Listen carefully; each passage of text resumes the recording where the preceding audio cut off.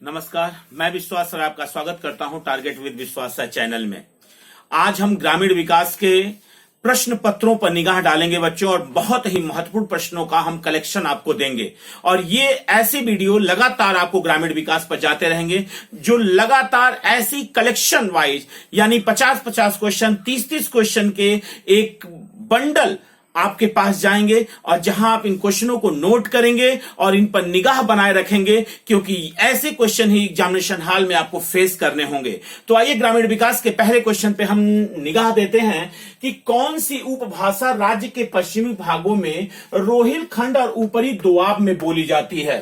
तो बच्चों प्रश्न है आपका, कौन सी उपभाषा राज्य के पश्चिमी भागों रोहिलखंड और ऊपरी दोआब में बोली जाती है? तो आपका आंसर होगा कि खड़ी बोली। आपका आंसर है खड़ी बोली। 4 विकल्प आपके पास थे, बुंदेलखंडी, खड़ी बोली, अवधी और ब्रजभाषा, जिसका सही आंसर है खड़ी बोली। और एक बात और याद रखिएगा बच्चों, अगर खड़ी बोली के बारे में हम बोले तो खड़ी बोली का जो विकास हुआ था वो अमीर खुसरो ने किया था।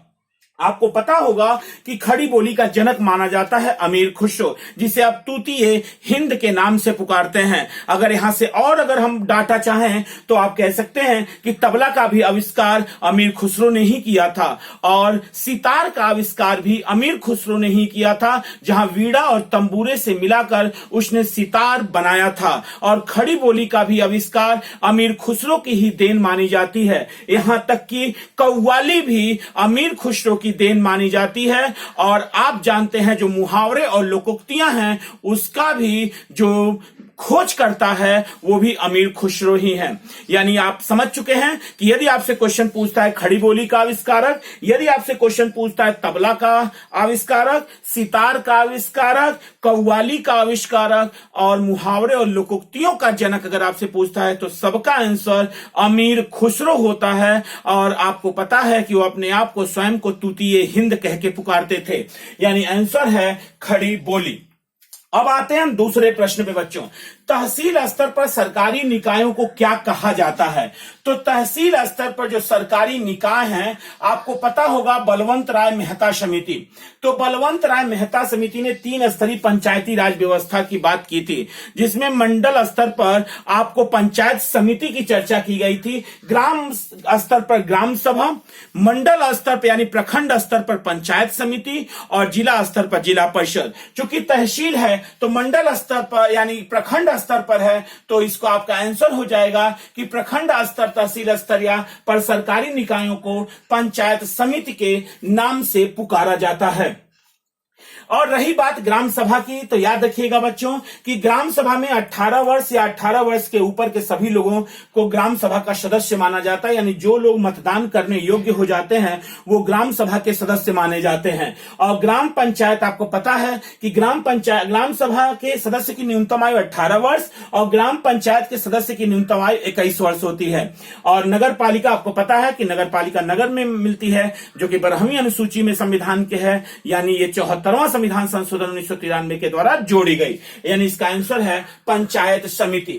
उत्तर प्रदेश कितने जिलों में विभाजित है? तो याद होगा बच्चों कि उत्तर प्रदेश जो है आपका 75 जिले, उत्तर प्रदेश में कुल 75 जिले हैं और 18 मंडल हैं।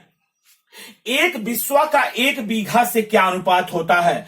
एक बिस्वा का 1 बीघा से क्या अनुपात होता है? आपका आंसर है 20वां भाग होता है। यानी एक बिस्वा 1 बीघा का 20वां भाग होता है, यानी 1/20 होता है। एक बिस्वा का 1 बीघा से क्या अनुपात होता है? तो 1/20वां भाग होता है, यानी 1/20 होता है।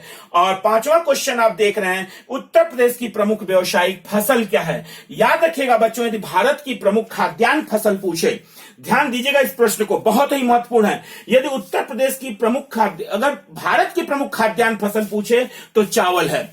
अगर उत्तर प्रदेश की प्रमुख खाद्यान्न फसल पूछे तो गेहूं है। लेकिन ये न तो गेहूं पूछ रहा है न तो चावल पूछ रहा है। प्रश्न इसका देखिएगा, प्रश्न के अनुसार जवाब देना है। जल्दीबाजी में जवाब देंगे तो गेहूं को आप आंसर लेके चले जाएंगे। प्रश्न पूछ रहा है उत्तर प्रदेश की प्रमुख व्यावसायिक फसल कौन सी है? खाद्यान्न फसल नहीं पूछ रहा, आपसे व्यावसायिक फसल पूछ रहा है। अतः इसका आंसर गन्ना हो जाएगा कि उत्तर प्रदेश की प्रमुख व्यावसायिक फसल गन्ना है। और यही यदि वो खाद्यान्न फसल पूछता तो गेहूं हो जाता, जाता और भारत की प्रमुख खाद्यान्न फसल पूछता तो उसका आंसर चावल हो जाता। लेकिन हमसे उत्तर प्रदेश की प्रमुख व्यावसायिक फसल पूछ रहा है तो उत्तर प्रदेश की प्रमुख व्यावसायिक फसल गन्ना है। अब आते हैं हम अगले प्रश्न पर। अगला प्रश्न है कि निम्नलिखित में से किस क्षेत्र में सहकारी इकाइयों ने तीव्र गति से विकास किया है। निम्नलिखित में से 4 विकल्प आपके पास हैं, चीनी, सूती वस्त्र, जूट और सरसों। तो याद रखिएगा बच्चों, किस क्षेत्र में सहकारी इकाइयों ने तीव्र गति से विकास किया है, उसका आंसर है चीनी। उसका आंसर है चीनी। इस इकाई ने सर्वाधिक तीव्र गति से विकास किया है। भारत की प्रमुख खाद्य फसल कौन सी? अभी हमने बताया था भारत की प्रमुख खाद्य फसल जो है वो है चावल। भारत की प्रमुख खाद्य फसल चावल है। लेकिन यही यदि व्यवसायिक फसल उत्तर प्रदेश की आपने देखा था तो आपने कहा था गन्ना। अगला क्वेश्चन है, राष्ट्रीय ग्रामीण विकास कोष की स्थापना कब की गई? आपका आंसर है फरवरी 1984 में। फरवरी 1984 में। बहुत ही महत्वपूर्ण क्वेश्चन है बच्चों ये कि राष्ट्रीय ग्रामीण विकास कोष की स्थापना कब की गई? आंसर है फरवरी 1984 में। वंदे मातरम योजना किससे संबंधित है? वंदे मातरम योजना आपका विकल्प दिया है शिक्षा से, रोजगार से, स्वास्थ्य से, इनमें से कोई नहीं।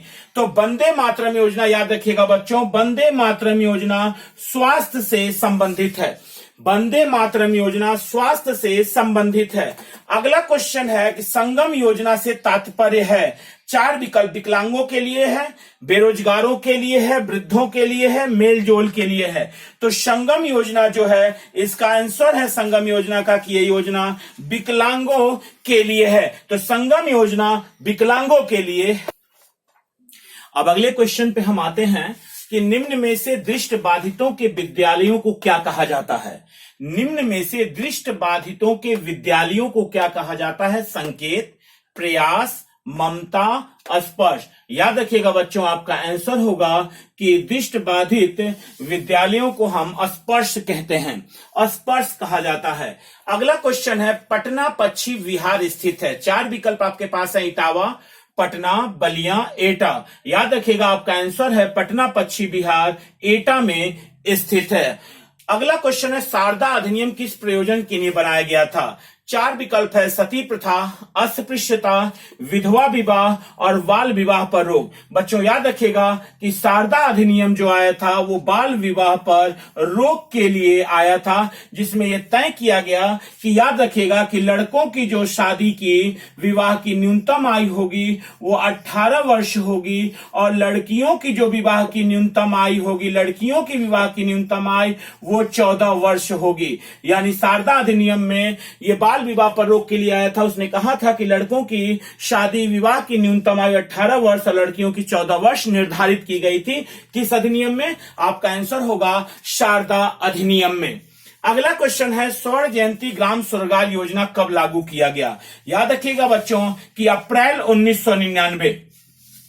अप्रैल 1999।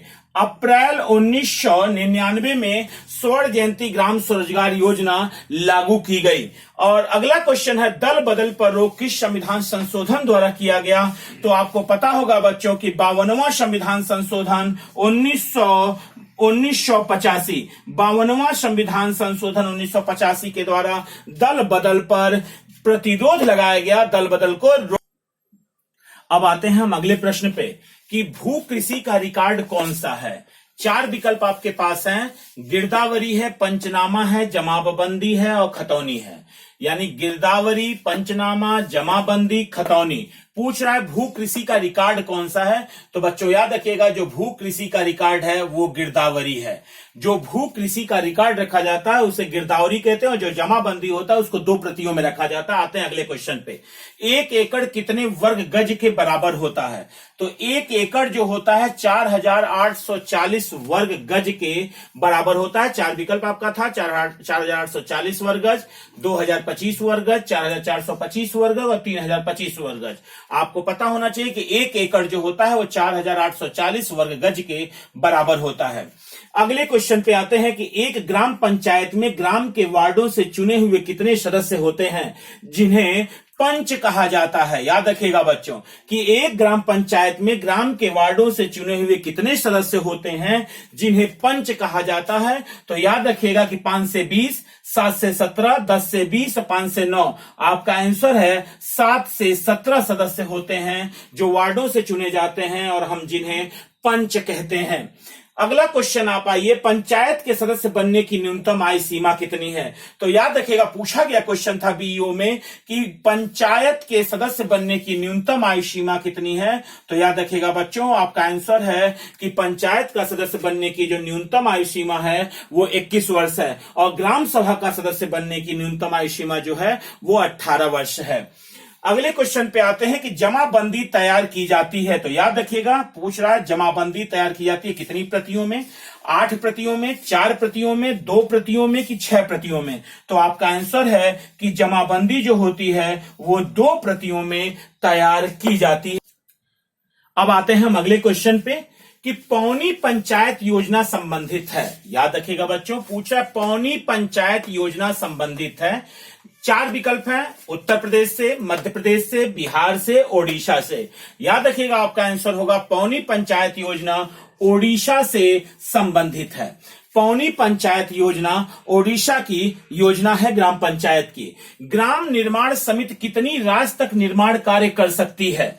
ग्राम निर्माण समिति जो है क्वेश्चन पूछ रहा है कि ग्राम निर्माण समिति कितनी राशि तक का निर्माण कार्य कर सकती है। 2 लाख, 3 लाख, 4 लाख, 5 लाख। आपका आंसर होगा कि ग्राम निर्माण समिति 5 लाख राशि तक का निर्माण कार्य कर सकती है। अगला क्वेश्चन है कल्याण सोना अनाज किसकी किस्म है। गेहूं की है कि चावल की, बाजरा की कि मक्का की। याद रखिएगा बच्चों जो कल्याण सोना है वह गेहूं की किस्म मानी जाती है, गेहूं की किस्म है। अपर्णा किसकी किस्म है, धान की, मटर की, गेहूं की, अरहर की। याद रखिएगा आपका आंसर होगा कि अपर्णा जो है वो मटर की किस्म है। अगला क्वेश्चन है उत्तर प्रदेश में कब पंचायती राज अधिनियम बनाया गया। 4 विकल्प है 1947, 1948, 1949, 1950। आपका आंसर होगा 1947 में उत्तर प्रदेश में पंचायती राज अधिनियम बनाया गया। बहुत ही महत्वपूर्ण क्वेश्चन, इसे आप इंपॉर्टेंट कर लेंगे इस क्वेश्चन को कि उत्तर प्रदेश में कब पंचायती राज अधिनियम बनाया गया। आपका आंसर होगा 1947 में उत्तर प्रदेश में पंचायती राज अधिनियम बनाया गया। अगला क्वेश्चन है किसान क्रेडिट कार्ड योजना किस वर्ष में शुरू की गई। विकल्प है 1991, 1996, 1998 और सन 2000। तो बच्चों आपका आंसर है 1998। 1998 अटल बिहारी वाजपेयी सरकार में किसान क्रेडिट कार्ड योजना केसीसी का शुभारंभ किया गया। भारत गांव का देश है, कमेंट है और पूछा किसने कहा है भारत गांव का देश है, यदि गांव नष्ट होते हैं तो भारत नष्ट हो जाएगा। जवाहरलाल नेहरू ने, डॉक्टर राजेंद्र प्रसाद ने, सरदार वल्लभ भाई पटेल ने, महात्मा गांधी ने। आपका आंसर होगा कि ये कमेंट महात्मा गांधी का है कि भारत गांव का देश है, यदि गांव नष्ट होते हैं तो भारत ही नष्ट हो जाएगा। अगला क्वेश्चन है पहाड़ों पर उगाई जाने वाली मुख्य फसल कौन सी है। शकरकंदी, मीठी मकई, मीठा ज्वार और मटर। आपका आंसर होगा शकरकंदी पहाड़ों पर उगाई जाने वाली मुख्य फसल होती है। अगला क्वेश्चन आप देखेंगे कि उत्तर प्रदेश में पंचायत समिति का जो अध्यक्ष है कैसे चुना जाता है। प्रत्यक्ष, अप्रत्यक्ष, दोनों पद्धति से, इनमें से कोई नहीं। आपको पता है कि बलवंत राय मेहता समिति के अनुसार ग्राम स्तर पर ग्राम सभा और प्रखंड स्तर पर पंचायत समिति और जिला स्तर पर जिला परिषद का गठन किया गया। तो पंचायत समिति का जो अध्यक्ष होता है वो अप्रत्यक्ष रूप से चुना जाता है। जनता सीधा नहीं चुनती है, जनता बीडीसी को चुनती है और बीडीसी उन्हें चुनते हैं। अगला है उत्तर प्रदेश में ग्राम पंचायत के बजटों का परिनिरीक्षण कौन करता है। तो ग्राम पंचायत के जो बजट का परिनिरीक्षण किया जाता है बच्चों याद रखिएगा वो पंचायत समिति के द्वारा किया जाता है।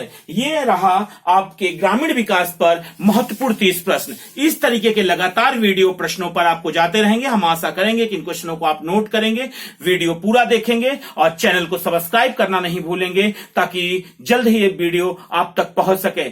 इसके लिए अब इस वीडियो के लिए बहुत बहुत देखने के लिए आपका धन्यवाद। अगले वीडियो में हम पुनः मिलेंगे। जय हिंद।